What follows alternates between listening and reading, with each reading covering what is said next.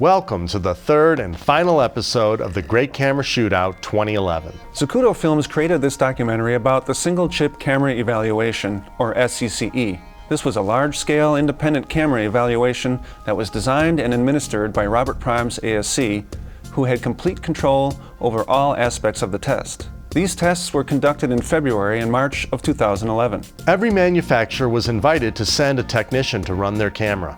If they declined to send somebody, Bob assigned a qualified camera master for them. They were in charge of only one camera, and they would decide how to optimize the camera for each scene. Bob also assigned station chiefs who ran individual tests and kept the tests consistent between cameras. Cameras that were capable of using external recorders, such as the Codex or S2, were used to get the best possible image from the camera. In this episode, the footage has been color corrected to better illustrate the true differences in the final image. We'll also show you comments from 2K screenings that were held all around the world to give you the cinema experience on the web. You'll hear the opinions of professionals who saw the footage in calibrated screening rooms. The cameras in this test are the Sony F35, The Arri Alexa, the red one with the MX sensor. The Epic was not available at the time of testing. the Sony F3. At the time, the S-Log update was not available. The Panasonic AF100, 35mm film, Codex stocks 5219 and 5213. the Phantom Flex, The Weisscam HS2, the Canon 1D Mark IV, 5D Mark II, 7D, and the Nikon D7000. In the Canon cameras, we use the neutral picture profile with sharpness at 0, contrast at -4, saturation at -2, and color tone at 0. The Technicolor profile was not available at the time. Episode 1 was about dynamic range, and Episode 2 was about noise, sharpness, and compression. In Episode 3, we'll cover motion artifacts, color, and skin tone. One test that we really liked was the motion artifacts test. Claremont Camera and General Lift built repeatable test devices based on designs that Bob had created to test how the rolling shutter of a sensor performed.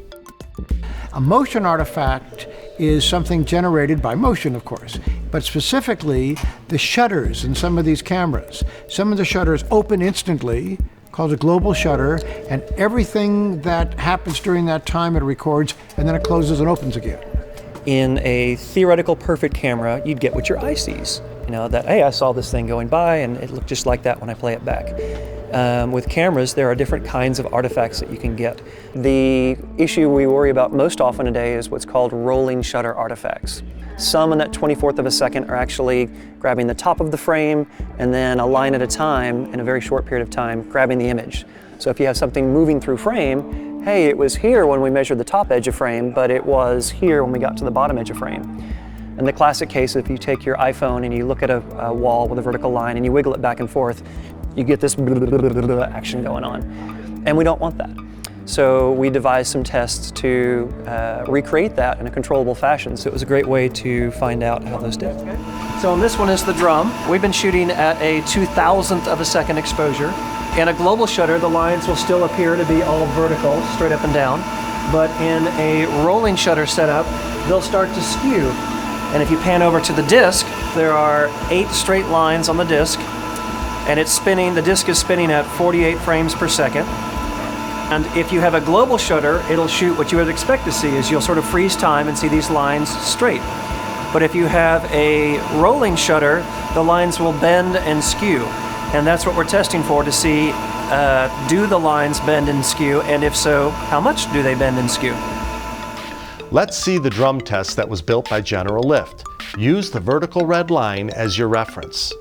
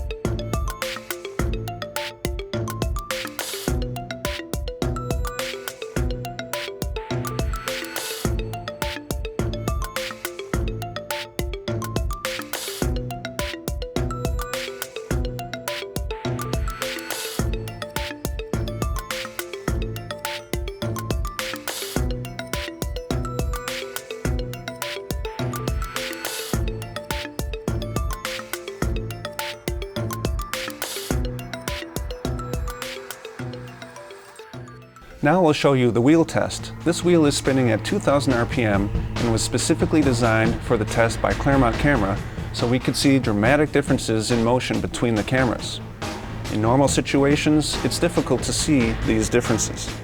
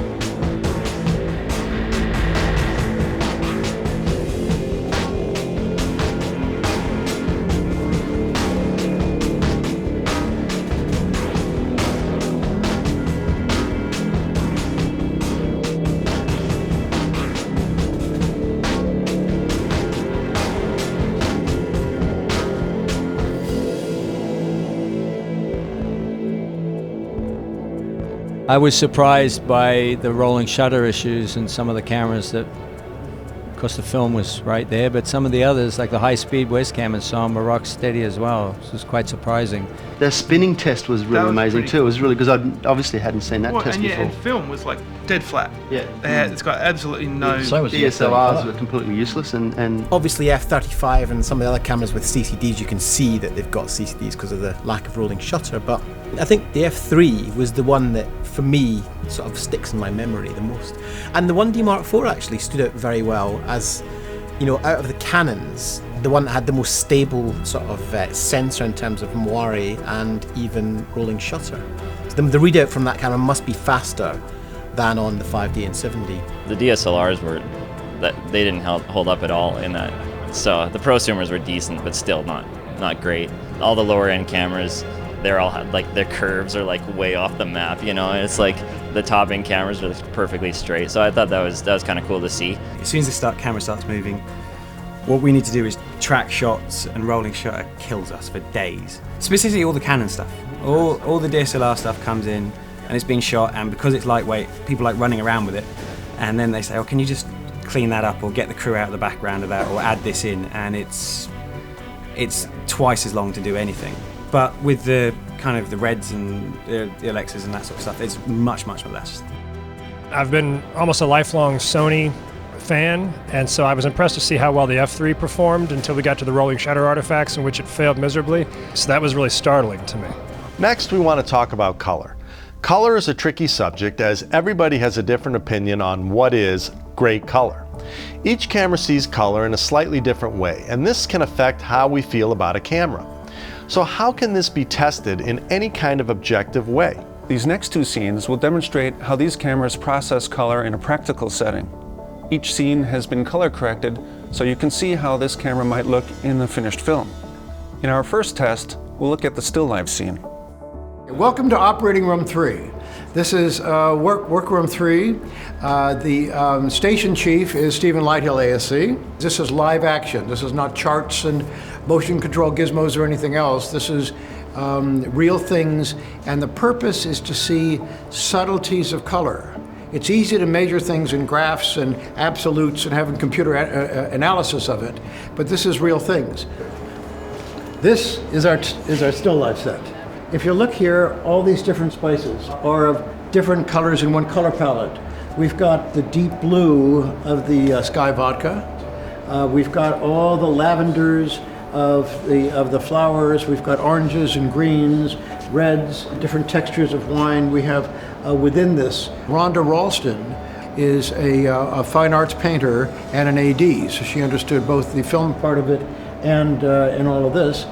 Stephen Lighthill did a gorgeous job of lighting this. What we did here was give a little more extreme ratio to it by having some sharp sunset effect coming through on the right side, so that the ratio here is about 2:1, so that fine detail will be a challenge for some of the sensors to resolve. Now let's look at the test. Each clip shown was chosen based on the best recording codec that could be captured. Some people in previous episodes have commented that some cameras were soft or out of focus.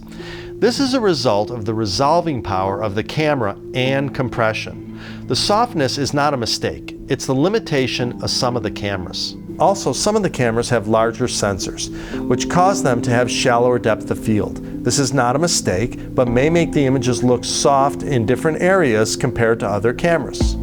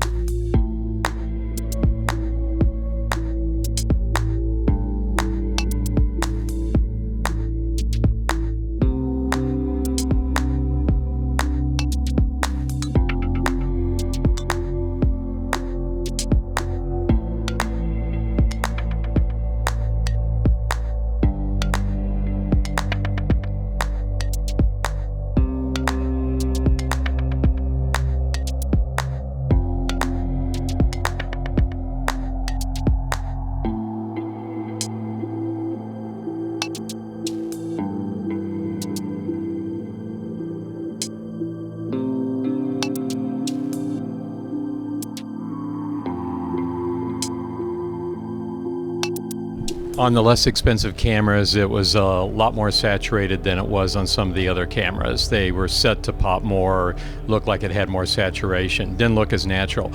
And also, if you looked at that gourd to the left of the frame that had the yellows and greens in it, there's quite a bit of variance between the cameras on that. But some of the others had way too much orange in them compared to what the actual gourd had. Now, I was surprised that the F-35 didn't really impress me until you got to the color. So when you got into the 444 and the color difference, that's where the F-35 really seemed to stand out. One thing I noticed about red footage is that it all feels like kind of warm. In the fruit, it felt like really, really saturated. I couldn't decide if I liked that or not. Like the AF100, it just kind of, and some of the other DSLRs, it just feels video, and I can't really articulate it other than that setup in particular showed the kind of the feel, and some of it's the gloss, noticing, oh, why are the apples purple? The pile of, I don't know if that was curry or something, but it should have been just a nice brown or maybe slightly subdued brown. And a couple of the cameras, it started going orange or kind of a mottled orange. And I'm looking at that going, I could not imagine doing product shots with any of those with some of those cameras because they just look terrible. The AF100 actually seemed the most neutral. I think that probably has the least amount of color boost compared to like the DSLRs, and you know, in some tests it sort of looks a little less exciting. It's not jazzed up as much, so you might look at it compared to like the F3, which definitely has more of that Sony like color thing going on. You could choose a camera because of its color quality and of the look that it gives you. It may be the canvas that you want to make your film on. Our second practical scene is what we're calling the three faces scene. How a camera renders skin tone is often the deciding factor for a DP. We have three wonderful actors. What you'll notice about them is the difference in their complexion. John is, of course, the darkest. Savannah, who is from Uruguay, and then Charlie, who's all Los Angeles, but has never been out in the sun in her life.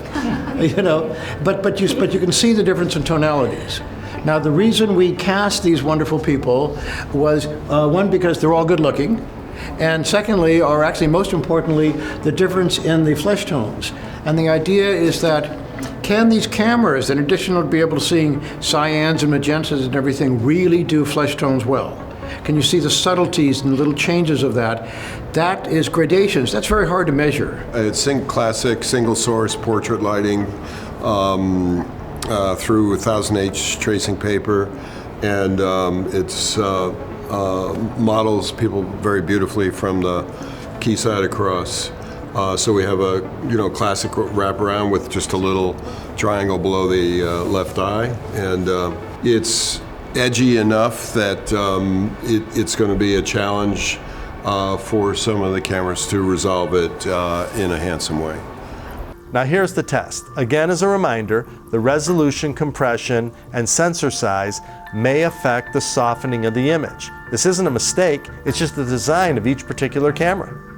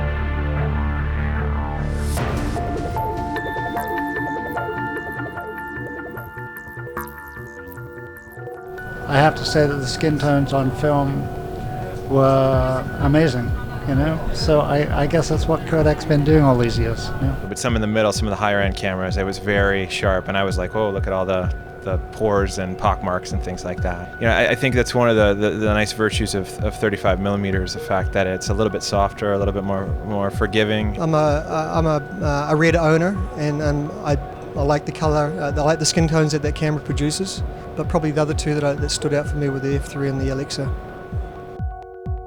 I came out of that liking the Sony, actually, and the F3 more than the F35, which was surprising. I thought all the DSLRs were terrible on skin tone, but the DSLRs are generally terrible on skin tones. They seem flat and kind of pasty, and there's not a lot of gradation in the skin tone. Otherwise, I just have to say I was kind of a little surprised with how the Nikon D7000 looked. Didn't look bad for what it was, and I frankly think it looked a lot better than some of the Canon stuff I've seen. That's what, I don't know, just really surprised me watching this. The 5D looked good.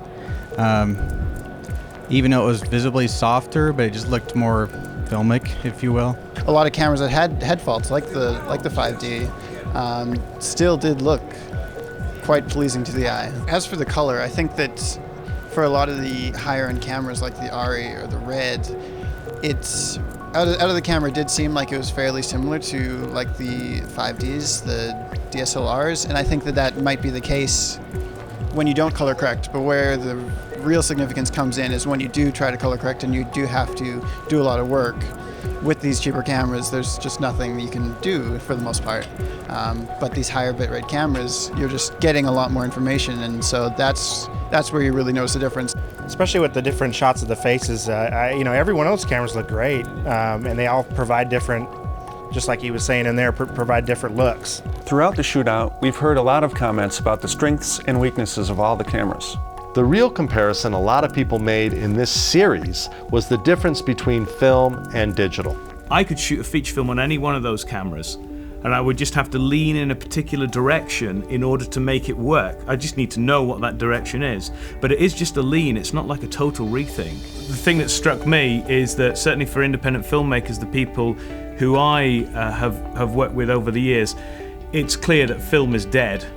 I mean, after seeing this, first of all, I really don't think that film is dead. I mean, it is dead from the perspective that, it's really not affordable for independent filmmakers.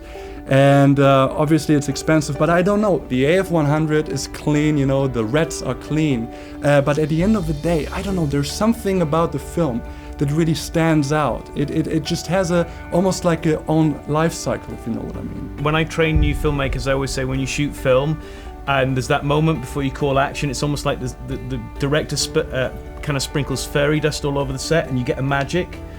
But I think that actually comes from the team. I don't think film's dead. I think we still have a place within the industry, and it is a very skilled marketplace, and certainly for film, I think you do have to have the discipline. And I think that's the thing with a lot of new filmmakers coming through, that they haven't ever worked on film, so they don't maybe understand the discipline. But I still think that, agreeing that, I still think the skin tones and the colour reproduction of film, to me, still stands out, above the digital realm. I don't know for how much longer, who knows, and I think if you can afford it, depending on, the shoot, the project, what you're trying to capture, then you make that decision on what you want to shoot on. So I think for film, I think it still has a place. A lot of us geriatric cameramen, have this eternal love, or did have this eternal love for film. But in actual fact, our audience comes from a whole other colour space. They're coming from the digital colour space. So we've got to begin to accept that we may still love a beautiful colour print of film, but our audience doesn't appreciate it one iota. No, film's not dead. I think we're so close, but yeah, the film, I agree. I think the film there's still a very organic look, and we're close, but this isn't the NAB where film's dead. Everything, I think, has its strong point, so it's literally just kind of picking your palette and picking your brushes and picking your paint and telling a story, and that's not always it. So if the story's not there, I don't care what you're looking at. But now, using this kind of methodology, the gap between what we saw on film and what we've seen at digital, when it's shot properly, has definitely closed, and there's no reason now to shoot bad digital looking projects. You can do if you want to, but I think with any of these cameras, and a DP who knows how to expose and a focus puller who knows how to get it, you can get some very sweet images. So with the right kind of camera and the right story, you can make any compelling content now with these cameras. As you've seen throughout the series, there have been a lot of charts and numbers. You've heard the comments and sometimes the arguments that one camera was better than another based purely on the numbers. But what does that all mean to you, the filmmaker? Well, in episode 2, we promised you a twist. We are now in production of a new web series called Revenge of the Great Camera Shootout. This will be a complete turnaround from what we have done in any of our shootouts. This will prove that a camera can be stressed and a camera can be analyzed, but when it comes right down to it, a great DP who knows his camera can make it look beautiful regardless of what all the numbers say. And you will see this in Revenge, not knowing which camera is which till the final shocking episode. In this web series, we're going to shoot one and only one scene and allow each DP to alter the lighting, choose filters, camera settings, and color timing. The purpose is to show, if you have mastered your camera and you know how to light and color time, how close can you get to film and/or the top-end digital cameras? We'll be including a few new cameras like the Epic, FS100, 70 with the Technicolor settings, GH2, and other new cameras you've been asking to see, plus all the new ones coming. Bruce Logan ASC is designing and administering this test. Specialists on each camera, working with Bruce, will be shooting the scene at the Tribeca Flashpoint Academy stage here in Chicago. This will definitely be another landmark series from Zacuto Films and Kessler Crane.